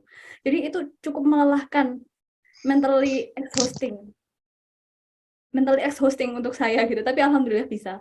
Nah, setelah itu terutama pemilihan pemilihan supervisor itu menjadi poin yang sangat penting, karena banyak sekali cerita ya, kita nggak tunjukkan baik-baiknya aja ya Pak di kuliah di luar negeri. Banyak juga cerita teman-teman tuh yang kuliah di luar negeri kok saya merasa diperas gitu oleh profesornya, kok saya Sabtu Minggu harus tetap masuk, bahkan kalau di Jepang ini kalau mereka bercanda ini kalau gedungnya nggak roboh kita tetap datang ke kampus, harus tetap datang ke kampus seperti itu. Hal-hal seperti itu sebenarnya banyak. Jadi pemilihan profesor itu menjadi salah satu poin yang penting untuk kita memilih kampus di luar negeri, seperti itu. Nah, kemudian ketika saya mendaftar beasiswa untuk S3, kebetulan profesor saya pada saat S2 di Kanazawa University itu sudah pensiun, jadi saya dioper ke profesor yang lain, tapi masih satu lab gitu ya. Nah, itu saya mendaftar beasiswa namanya Monbusho, Max yang disebut Pak Mauludi tadi. Jadi Max ini merupakan beasiswa dari pemerintah Jepang basisnya. Nah, Max ini sendiri ada 2 macam. Yang pertama adalah Max U2U atau University to University, dan yang kedua adalah G2G, Government to Government. Nah, karena Kanazawa University ini punya kerjasama dengan UGM pada saat itu, masih ada kerjasama double degree kemudian dan kerjasama lainnya. Jadi saya mendaftar untuk program University to University. Tapi mungkin kalau teman-teman menyangka daftar S3 itu sesusah itu ya. Sebenarnya saya bisa bilang susah dan saya bisa bilang gampang. Susahnya kenapa? Karena susah itu saya sudah mempersiapkan itu sudah dari jauh-jauh hari. Kenapa? Karena saya sudah mempersiapkan portofolio saya sejak dari S2. Saya mempersiapkan penelitian, publikasi penelitian saya itu sejak dari S2. Itulah yang nantinya akan saya gunakan sebagai modal saya untuk mendaftar S3 seperti itu. Dan itu kan nggak gampang gitu, nggak mudah. Dan apalagi pada saat S2 itu kebanyakan tidak ada kewajiban untuk publikasi. Jadi itu atas kemauan kita sendiri. Kalau kita benar-benar mau request kepada profesor, Prof saya boleh nggak kalau misalnya saya publikasi dan sebagainya, mungkin kita juga nggak akan dikejar-kejar seperti itu, karena pasti profesor akan lebih mendahulukan teman-teman yang S3 biasanya. Yang S3 karena wajib publikasi seperti itu. Nah, karena saya sudah memiliki golden ticket itulah yang bisa saya sebut kemudahan saya untuk mendaftar dari Max itu sendiri. Karena ketika saya sudah memiliki publikasi, itu sudah kelebihan dibandingkan teman-teman yang lain. Karena ya itu tadi, ketika S2 tidak semua teman-teman itu sudah melakukan publikasi seperti itu. Jadi kalau teman-teman berniat untuk melanjutkan kuliah, kalau bisa untuk yang S2 menuju S3 atau S1 menuju S2, kalau bisa melakukan publikasi silahkan dicoba untuk melakukan publikasi ya, karena itu adalah ibaratnya kalau orang-orang arsitek itu punya gambar rumah gitu ya, kita menunjukkan bahwa kita ini adalah scientist, kita ini adalah researcher dengan cara kita menghasilkan publikasi itu sendiri. Jadi orang bisa percaya, oh dia ini researcher seperti itu, kurang lebih seperti itu. Jadi itu merupakan modal yang sangat penting untuk mendaftar S2 atau S3 seperti itu. Ya, silakan. Kalau ada yang mau didiskusikan, teman-teman mahasiswa, ini nggak ada rumusnya ya, ini topiknya mudah. Ayo. Halo.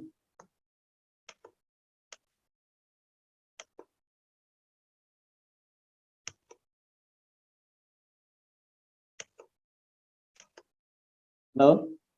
Perlu dipanggil satu-satu nih.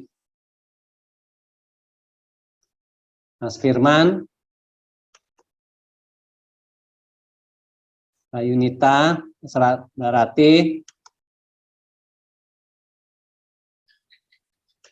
Halo. Oke, Pak. Ya, siapa ini? Monggo. Firman, Pak. Oh, Pak Mas Firman lagi, monggo.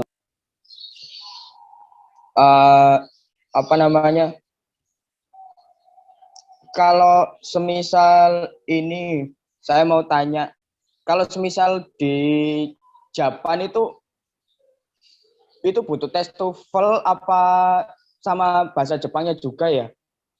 Mungkin itu yang mau saya tanyakan, Bapak.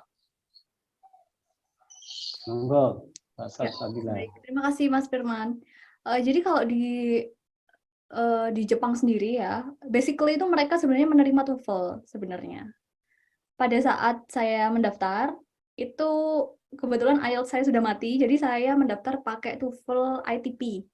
TOEFL ITP saja itu sebenarnya sudah bisa diterima, tapi dengar-dengar itu tergantung kampus juga gitu. Ada yang nggak mau, ada yang maunya TOEFL IBT, ada juga yang maunya IELTS seperti itu.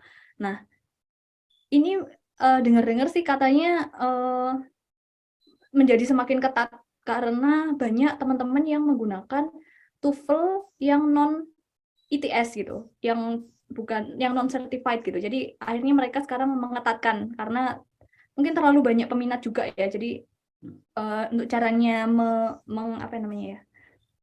menyaring itu caranya dengan seperti itu teman-teman.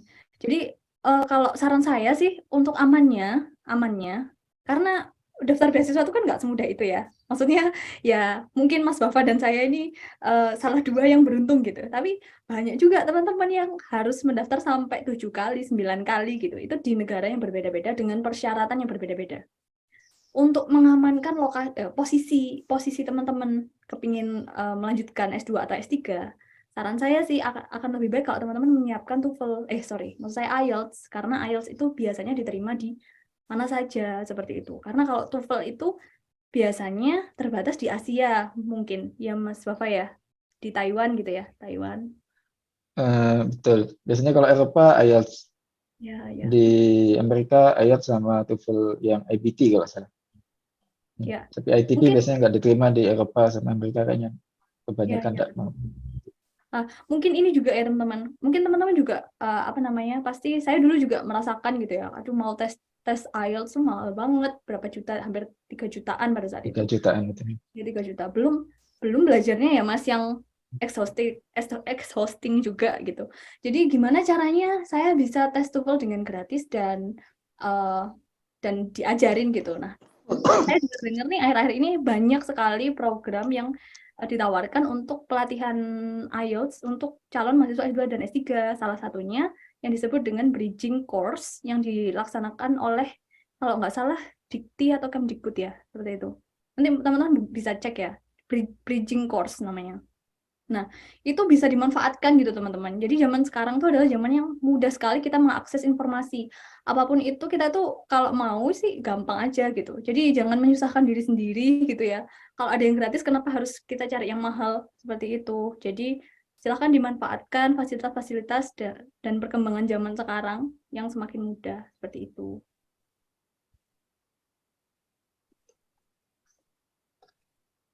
Silakan. Ayo. Harus punya cita-cita yang tinggi ya, punya keyakinan.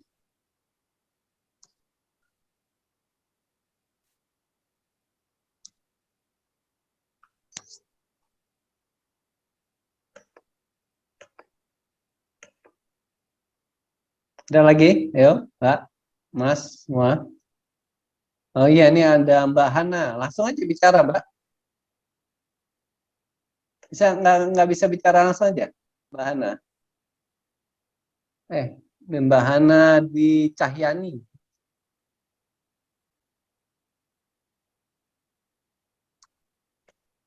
Bisa langsung bicara aja gimana, Mbak?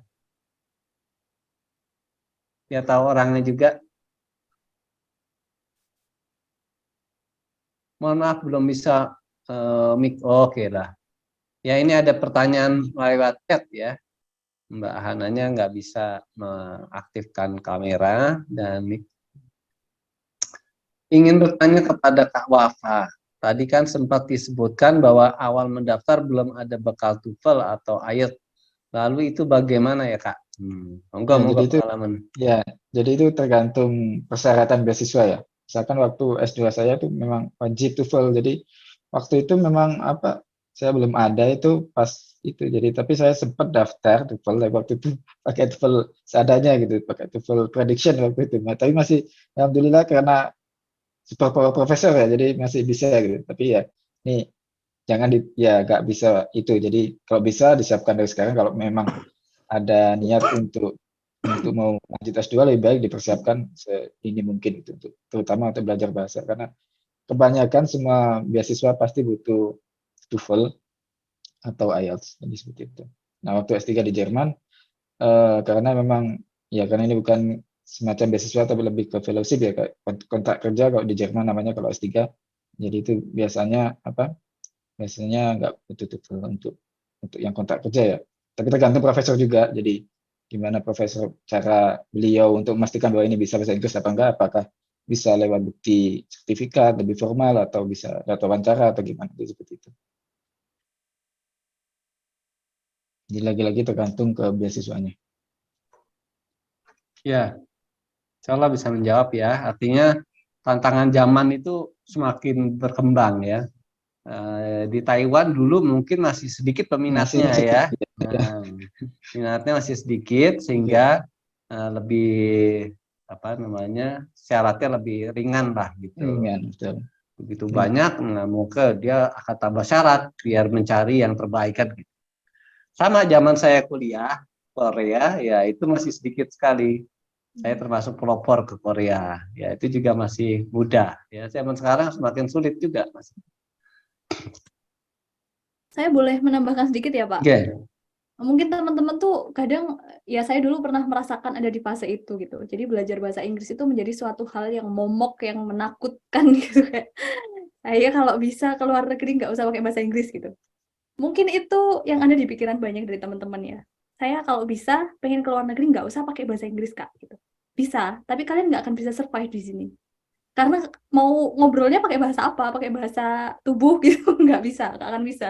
Karena minimal kita harus bisa berbincang dengan profesor kita. Gimana caranya kita bisa berbincang dengan profesor kalau bahasa Inggris saja kita tidak bisa seperti itu. Sebenarnya nggak perlu yang very very advance ya. Cukup aja standar aja. Yang penting kita bisa berkomunikasi seperti itu. Jadi kita bisa menyampaikan maksud dan tujuan kita kepada profesor dan sebaliknya kita juga memahami apa yang dimaksudkan oleh profesor itu sendiri seperti itu. Jujur saja pada saat itu saya ketika pertama kali datang ke Jepang waktu S2 itu sebenarnya saya shock juga, kaget. Saya kaget banget karena ternyata orang Jepang itu pronounce-nya itu tidak seperti IELTS yang selama ini saya pelajari yang kayak orang barat itu. Kalau mungkin kayak pas Bapak ke Jerman atau ke UK US ya Mas ya.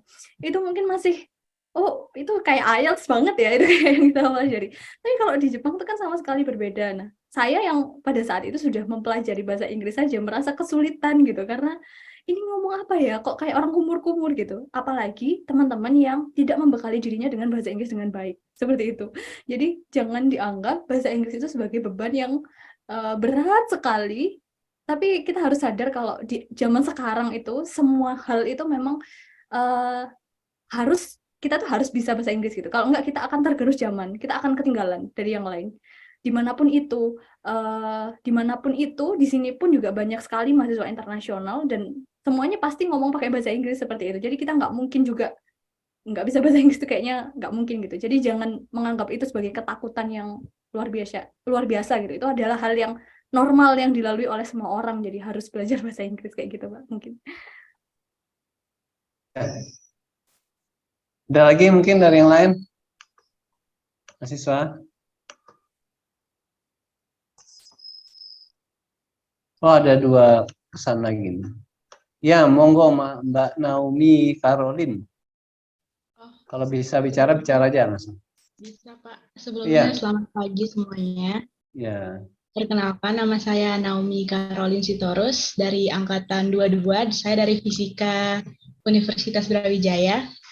Sebelumnya saya ini dari semester 2, di semester 2.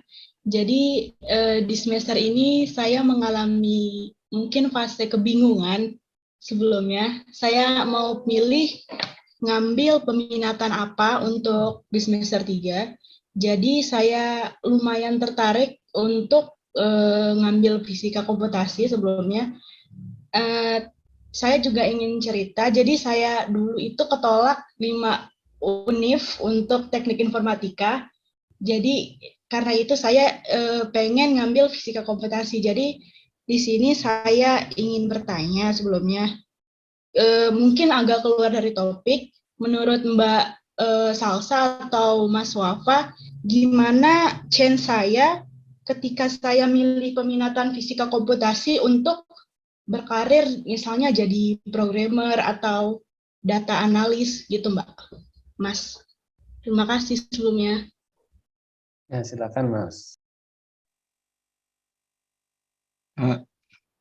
Audible. Ya, jadi banyak jadi lulusan fisika meskipun S2, S3. Teman saya S3 ini justru banyak yang kerja di industri. Jadi kayak jadi software developer, jadi data science. Jadi kebanyakan emang juga butuh gitu. Orang fisika juga kita belajar komputasi, belajar software juga kita jadi peluangnya pasti banyak juga gitu. Jadi yang penting kita tekun aja apa yang kita senangi, misalkan senang pemrograman ya kita pilih fisika komputasi yang lebih mungkin nanti lebih ke kayak pemodelan bikin kayak software atau apa. Jadi saya rasa pasti peluangnya nanti pasti banyak.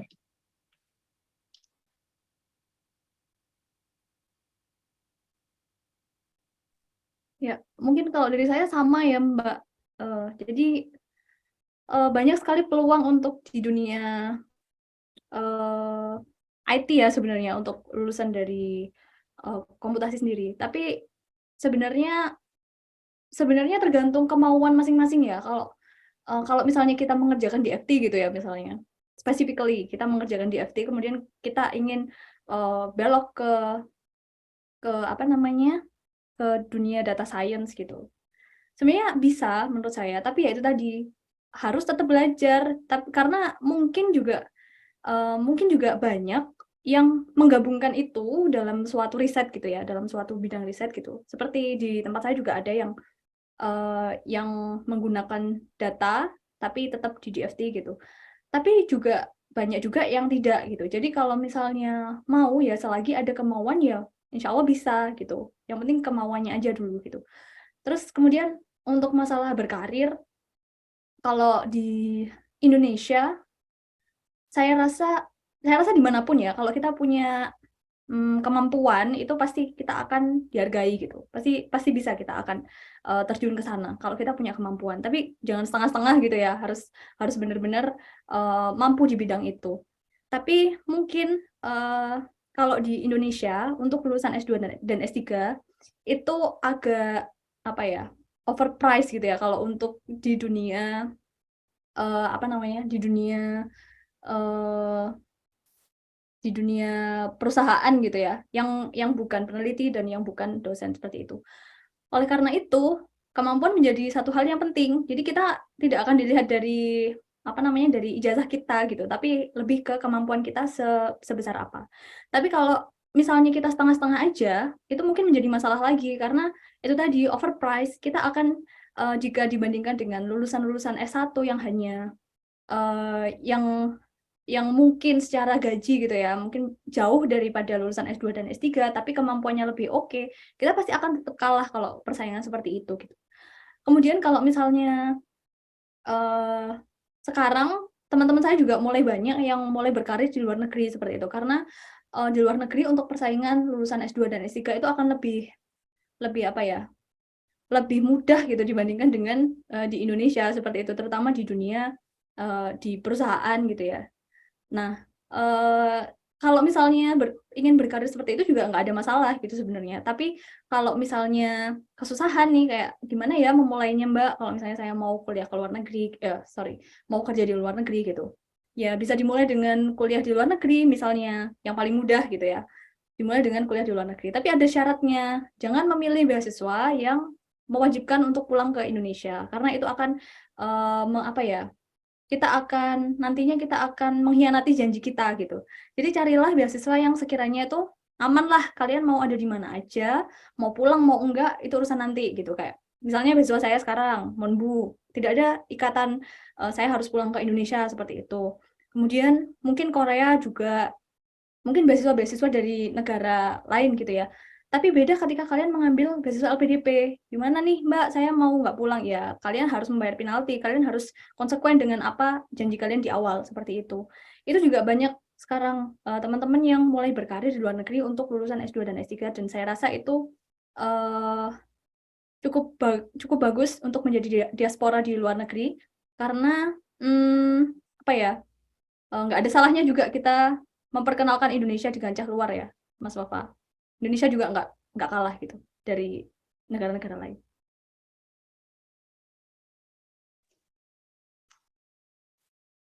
Oke, masih ada waktu, silakan. Ada lagi?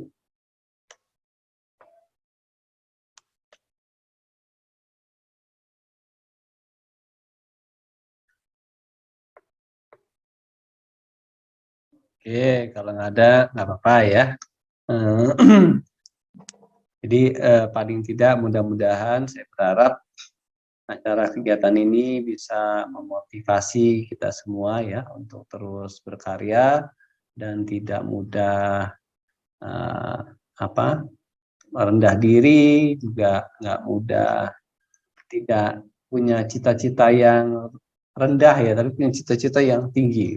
Kalau bisa kita di sini menimbulkan keinginan ya, obsesi ya, ini merangsang obsesi.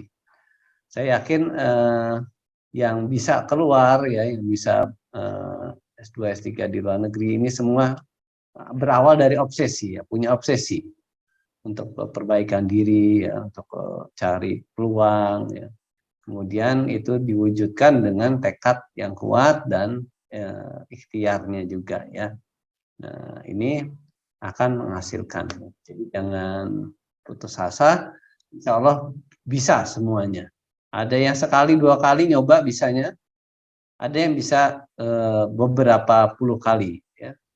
Ya, yang penting berusaha terus. Baik, saya kira bisa kita cukupkan. Terima kasih banyak Mbak Swafa dan Mbak Salsabila. Saya kembalikan ke MC-nya, Pak Ayu. Mohon maaf Pak, saya boleh iklan sedikit nggak Pak? Oh iya, monggo, lupa saya. Jadi Silakan iklan dulu. dikit aja. Statement. Ya, jadi untuk teman-teman sebenarnya menjawab keresahan saya dulu ketika mendaftar S2 gitu ya. Jadi kesusahan-kesusahan saya pada saat S2 dulu, saya sangat merasakan itu gitu. Jadi saya dan beberapa teman saya mengembangkan social platform yang ada di Instagram, namanya scholarspace_id.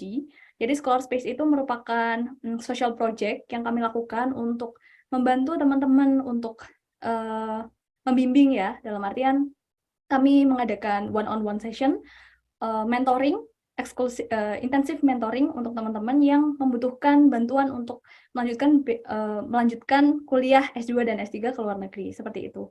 Jadi misalnya teman-teman tertarik, boleh silahkan bergabung dengan Instagram kami di scholarspace_id. Kami akan dengan senang hati membantu. Nanti jika ada pembukaan selanjutnya, silahkan langsung bergabung di batch selanjutnya. Itu aja, terima kasih.